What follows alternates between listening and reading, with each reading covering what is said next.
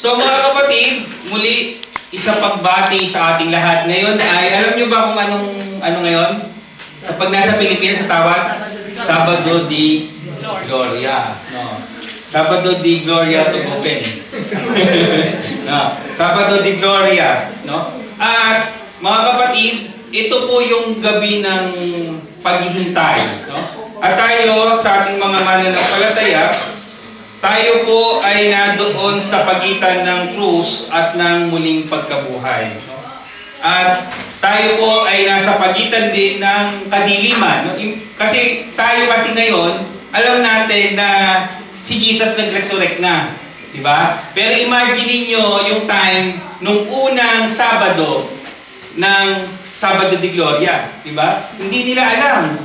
No? Hindi nila alam kung ang ating Panginoon ba ay mabubuhay, no? So, talagang ito po ay panahon ng kadiliman at kalungkutan. So, mga kapatid, ang atin pong teksto na pagbabatayan ay makikita po natin sa Matthew, no? Ito po ay parang glimpse lamang, no? At magkakaroon tayo ng mga ilang reference text. Ito po ay makikita natin sa Matthew 28 verse 1, no? So pagkatapos ng araw ng pamamahinga ng magbubukang liwayway na sa unang araw ng linggo, pumunta sa libingan si Maria Magdalena at ang isa pang Maria upang tingnan ito. At biglang lumindol ng malakas. Bumaba mula sa langit ang isang anghel ng Panginoon, lumapit sa libingan, ginulong ang bato at naupo sa ibabaw nito. No? So, ito po yung senaryo ng muling pagkabuhay ng ating Panginoon nung araw ng linggo. So, tayo pong lahat ay yumuko at tayo ay manalangin. Aming Diyos, aming Ama, muli po maraming salamat sa pribileyo na kami ay naririto sama-samang nagdiriwang Panginoon. At sa aming pong pagdiriwang na ito, tulungan niyo kami, Panginoon, turuan niyo po kami na magtiwala sa katahimikan, marinig nawa namin ang inyong tinig. Sa dilim, makita nawa namin ang inyong liwanag.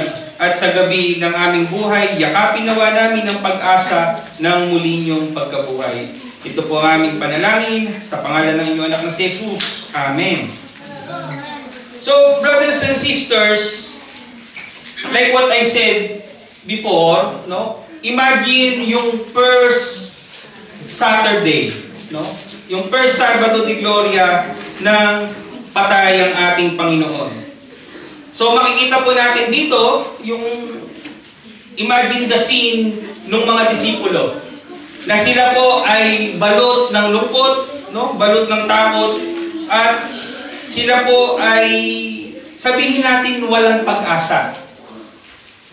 At ilang beses po marahil sa ating mga buhay na tayo rin ay nakakaramdam ng kawalan ng pag-asa. Parang wala tayong maramdamang sagot sa ating mga panalangin. Parang walang nangyayari.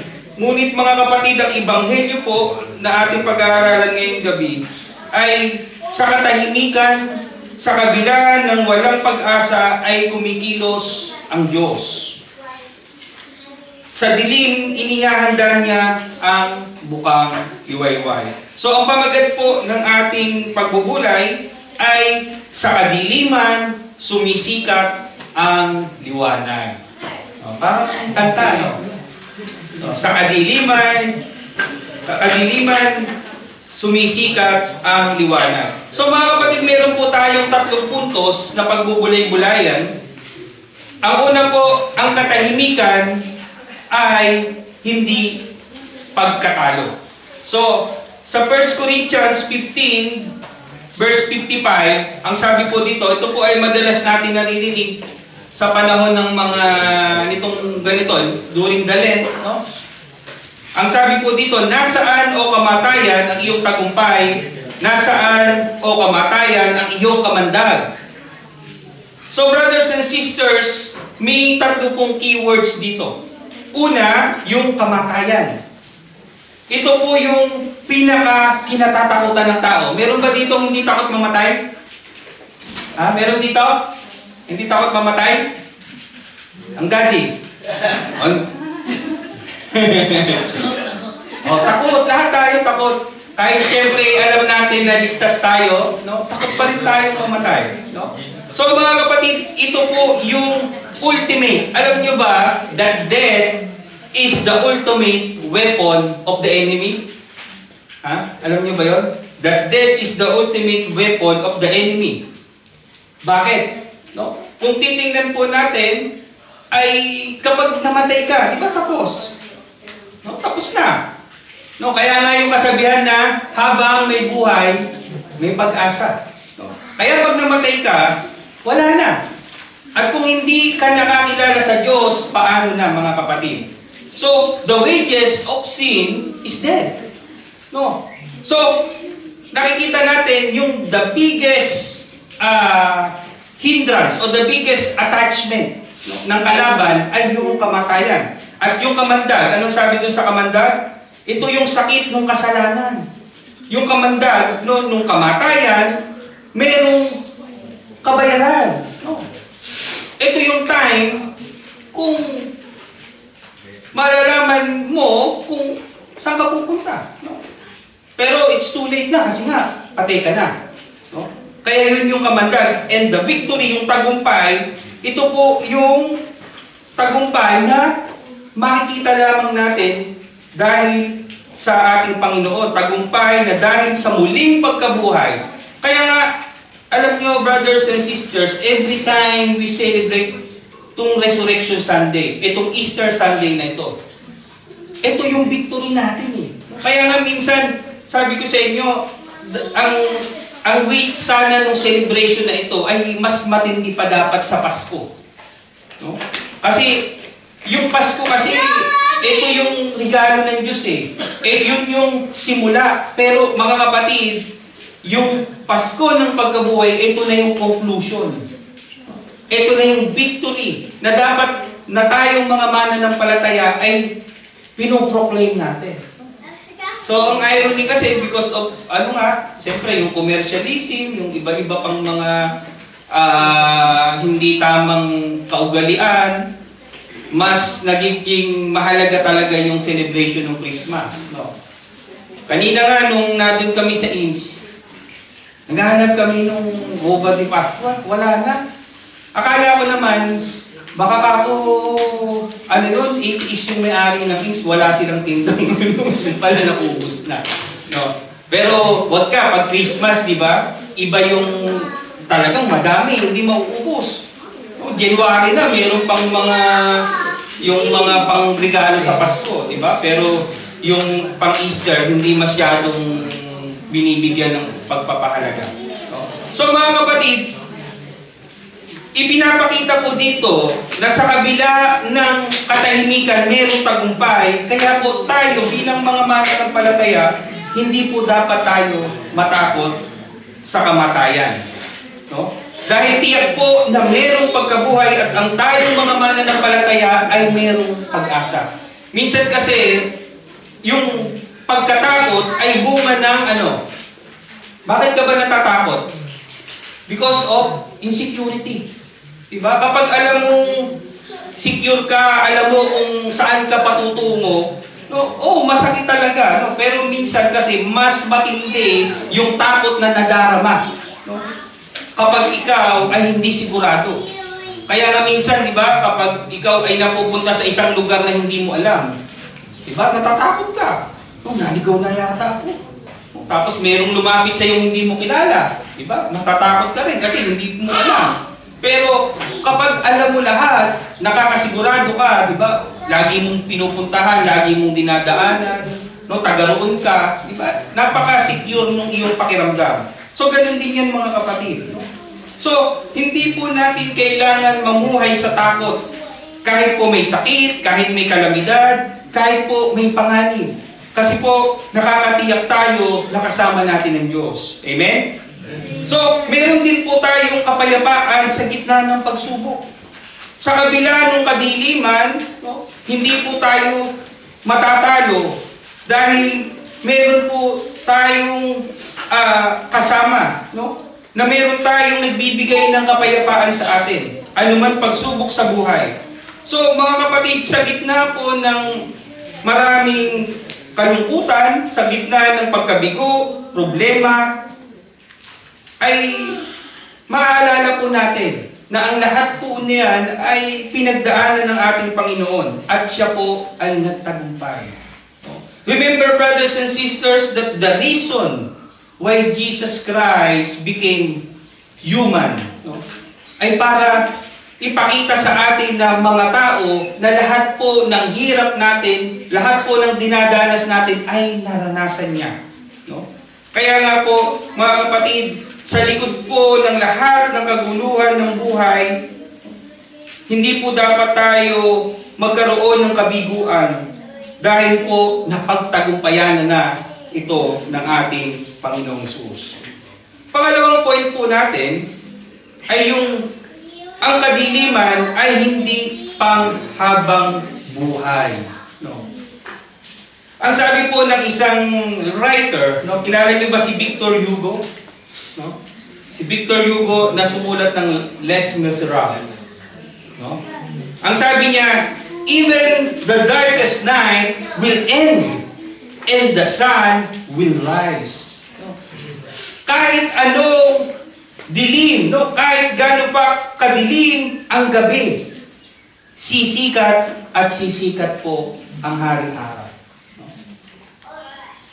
Para mong sinabi na kahit gaano kalayo yung tunnel, meron po yung katapusan at may liwanag doon sa dulo. Diba? So mga kapatid, in John 1 verse 5, nagliliwanag sa kadiliman ng ilaw at hindi ito nagapi kailanman ng kadiliman. The writer of John is pertaining to our Lord Jesus Christ, mga kapatid. Kaya tayo bilang mananampalataya, kailangan po natin manatiling matatag sa pananampalataya. Kasi lagi ko pong sinasabi, mga kapatid, lilipas po lahat ng bagay. Hindi pwedeng laging malungkot. Hindi din pwedeng laging masaya. Diba? Hindi din laging pwedeng marami kang pera. Siguro kung ano kayo ng mayaman, talagang iredero kayo, yan, pwede yun. Pero tayong mga ordinaryong mamamayan, diba? Hindi po laging ganon. May mga panahon na talagang saganang-sagana. Kaya nga minsan, may mga kwentuhan, di ba? Nung ako na doon sa lugar na yun, talagang masagana, di ba? Ngayon, talagang medyo nakakaramdam tayo ng mga konting mga struggles. Pero mga kapatid, lahat po yan ay pansamantala lamang. Kaya po, sa ating mga buhay, mga kapatid, kailangan po sa tuwing humaharap tayo sa pagsubok, sa tuwing humaharap tayo sa mga kabiguan, pagod man tayo sa pagiging mananampalataya. Alam niyo ba, nakakapagod din maging mananampalataya? Lahat po yan ay may kapaguran. Lahat po yan may mga times na parang ayaw mo nang magpatuloy. Pero mga kapatid, hindi po dapat laging ganun. Tandaan natin na sa buhay ng mananampalataya, lagi po natin ipaalala sa ating mga sarili na ang liwanag ang laging mananaig. Amen? Kapag nakakaramdam ka sa buhay mo na parang nalalayo ka sa Diyos, kapag nakakaramdam ka sa buhay mo na parang hindi na ako katulad ng dati, hindi po masama na huminto sandali. Hindi po masama na evaluate natin yung ating mga sarili. Ang importante po, mga kapatid, ay magpatuloy tayo. Tandaan natin, hindi po pwede na mananatili tayo sa isang kalagayan na hindi po naaayon sa kalooban ng Diyos. Kaya, anuman yung dinadanas natin, mga kapatid, may kadiliman man, may mga problema, may mga pagsubok, darating at darating ang umaga. Sabi yung kantang, malayo pa, diba? Kahit malayo, diba? Ano? Sabay nyo nga. Di matanaw pag-asa hanggang kailan titiis ang paghihirap ko. Diba? Hanggang kailan matitiis. Pero, asa na walang hanggan, darating ang bukas. Yan. No? Mayroong paghihintay, no? Pero mga kapatid, darating ang panahon, no? Sisikat at sisikat ang araw. No? Kaya mga kapatid, ito po yung tandaan natin, no? Ang tagumpay ng Diyos ay hindi po nakabatay sa ating orasan. No? Kung hindi nakabatay po ito sa dakilang plano ng Diyos. Amen? Minsan ang tagal-tagal, no? Minsan naghihintay tayo, minsan maraming mga answered prayers, baka mamaya hindi pa yun yung takdang oras ng Diyos para sa inyo. Meron siyang inahanda na mas mainam, no? At lagi po dapat ganun. Kung sa atin mga kapatid, bilang mga mananampalataya, lagi po natin iisipin that God is our Father.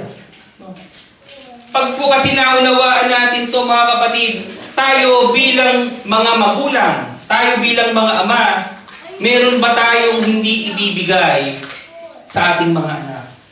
No? Meron ba tayong ipagdadamot sa ating mga anak? No? Meron ba tayong gagawin para siya ay mapahamak? Diba wala? So ganun yan mga kapatid. May mga pagkakataon na hindi sinasagot ng Diyos yung mga panalangin natin at pinag-iintay niya tayo. Kasi po, hindi yun yung tamang panahon para ibigay niya yung hinihiling natin. Maaaring ito ay makakasama kapag binigay niya yung time na yun. At mayroon pong takdang panahon ng Diyos para ibigay niya yung gusto natin. Kaya nga mga kapatid, have you ever tried to pray na nagpapasalamat kayo sa mga bagay na hindi binibigay ng Diyos? Sino nakapag-pray na ng ganun? No, Pastor, parang ang hirap naman pag-pray niya. Ipagpasalamat pa yung hindi binigay. No? Pero, tandaan nito mga kapatid, kung ganun po yung practice natin, it will open up, no, new horizon sa buhay natin mga mananampalataya. No? Kasi, isipin nyo, Lord, salamat po kasi hindi nyo binigay ito. Kasi pagdating ng panahon na na-realize ito mga kapatid, ay kaya pala hindi binigay si ganito sa akin. No? Kaya pala si ganito yung binigay. No? Nakita natin, at the end, no, nung sa ating journey, makikita natin na ang ibinigay pala ng Diyos, yung pinakamainam. Amen? Amen. Parang parang doon lang yung amen eh. Hindi ko, inurot daw. Parang doon hindi convinced eh. So, baka hindi nyo pa nare-realize. Pag-uusapan pa, no? Magkakaroon pa ng reflection. Pero ganun yan mga kapatid. No?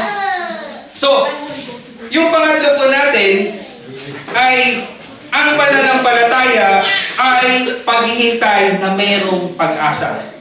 Ang pananampalataya ay paghihintay na may pag-asa. In Romans 5, verses 2 to 4, ang sabi po, sa pamamagitan ng pagsampalataya kay Jesucristo, tinamasa natin ang kagandahang loob ng Diyos. At tayo'y nagagalak dahil sa pag-asang tayo'y makakabahagi sa kanyang kaluwalhatian. Hindi lamang yan. Ikinagagalak din natin ang mga kahirapan ating tinitiis dahil alam natin ito'y nagbubunga ng pagtsatsaga. Ang pagtsatsaga ay nagbubunga ng mabuting pagkatao at ang mabuting pagkatao ay nagbubunga ng pag-asa. Napakaganda mga kapatid. So, ano ito mga kapatid? Brothers and sisters, mayroon pong kagalakan sa kabila ng pagsubok. May kagalakan sa kabila ng pagsubok. Hindi po hadlang ang mga problema. Hindi po hadlang yung mga kinakaharap natin para mawalan tayo ng kagalakan. Sa totoo lang po mga kapatid, ang pagsubok ay mas lalo nagpapalapit sa atin sa Diyos. Lumalalim ang ating pananampalataya sa panahon ng pagsubok. Kaya nga mga kapatid, anong sabi? Nagbubunga ang mabuting pagkatao.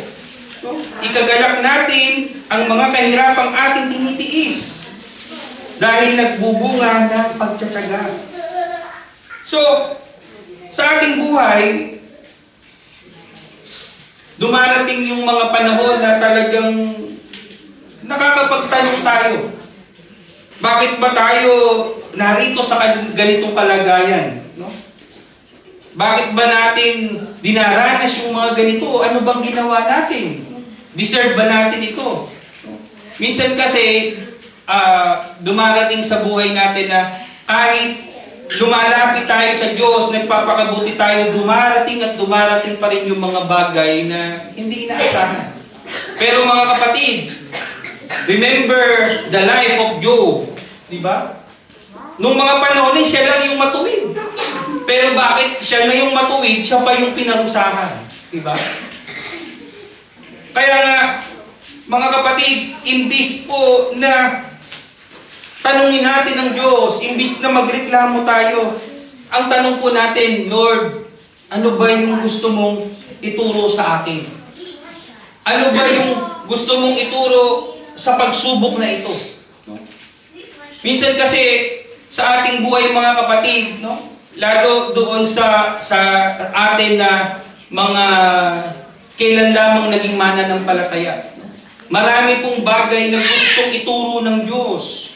Pero minsan, ang pinaka mainam na pagtuturo ay yung karanasan. No? Kaya mayroon tayong experience is the best. Yes. Kasi, kaya nga lagi sinasabi, charge to experience. No? Kasi doon ka matututo eh. Pero, nangyayari din minsan na paulit-ulit na lang nangyayari, hindi pa rin tayo natututo, kaya paulit-ulit pa rin yung mga problema na dumarating. So, magtiwala tayo mga kapatid sa proseso. Trust the process. Kaya nga, hindi nyo ba nare-realize, no? Yung mga bagay na masasarap, no? Ay yung mga bagay na hindi minadali. Diba? Ano yung masarap? Yung brewed o yung instant coffee? Ha? Diba yung brewed? Ano yung mga mas masarap? Yung mga authentic na mga ramen noodles na pumunta ka sa mga authentic na ramen shop o yung mga binibili nating cup noodles na ano? Diba? Diba? Yung mga minadali, yung mga hindi dumaan sa proseso. No? Ang laki ng kaibahan. Kaya nga mga kapatid, sa atin, no, mayroon pong silbi yung paghihirap. No?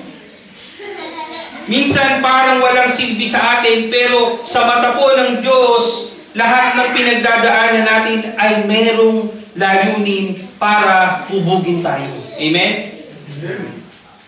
May mga dahilan po ang lahat ng bagay. Tandaan po natin na ang bawat iyak, bawat sakripisyo, at bawat pagsubok ay bahagi ng paghuhulma sa ating ugali at pananampalataya. At kapit lamang tayo. Kapit lamang sa pag-asa.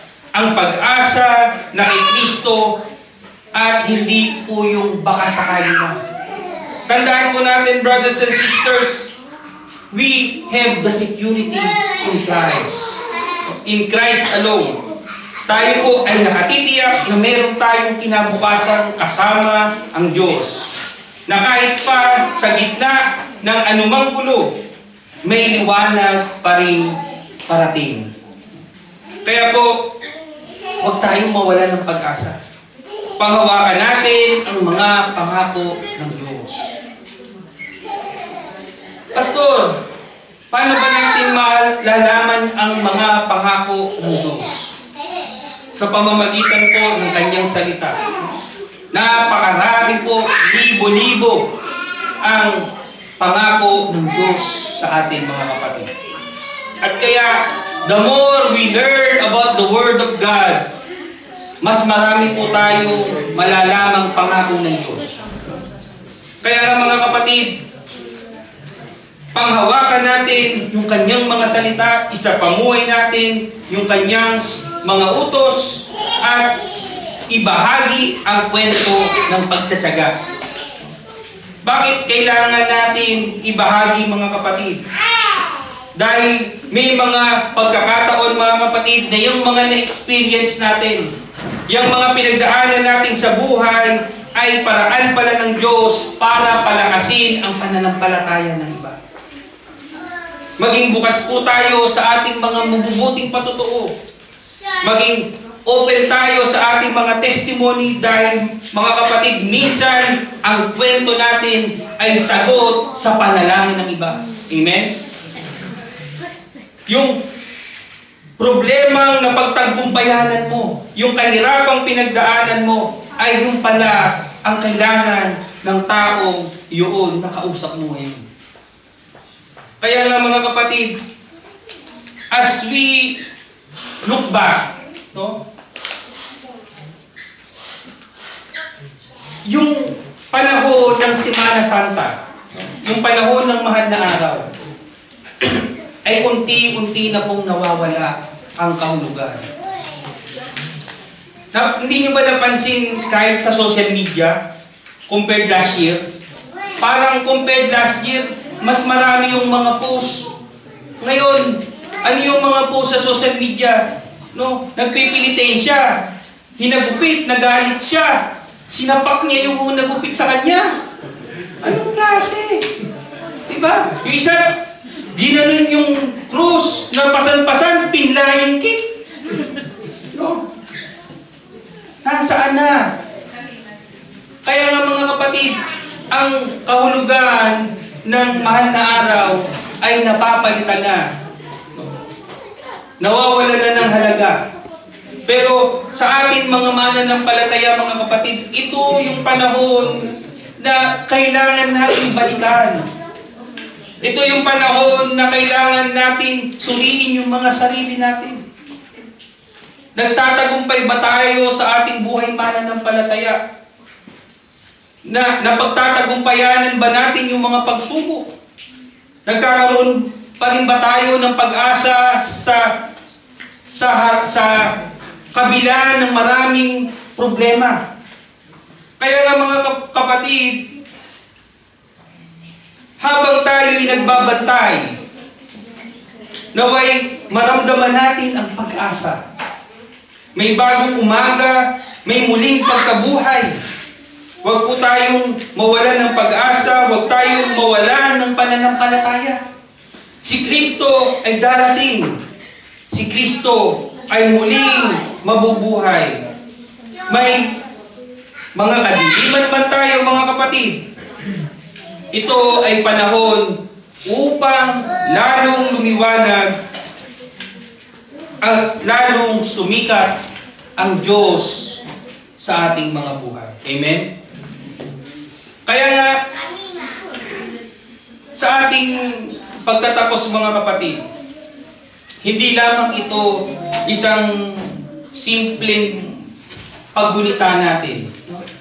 Ito ay isang paraan natin ng pagtanaw ng utang na loob sa Diyos.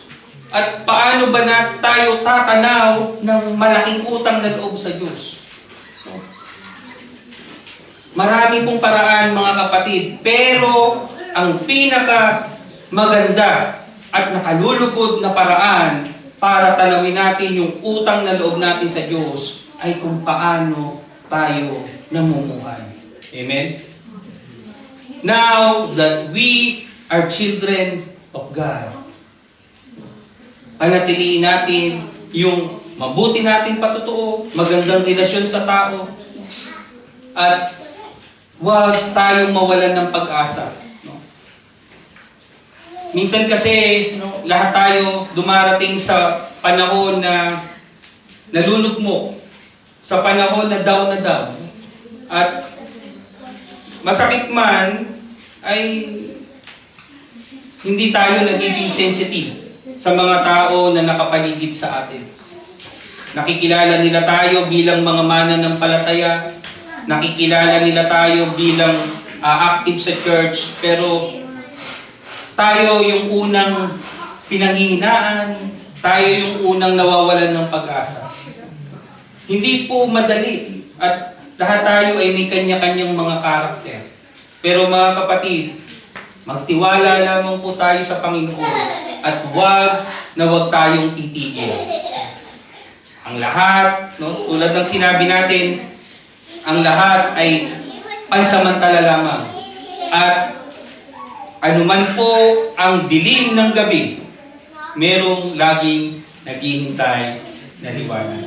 Sa Diyos po ang papuri, isang maligayang gabi ng Sabado de Gloria sa atin lahat.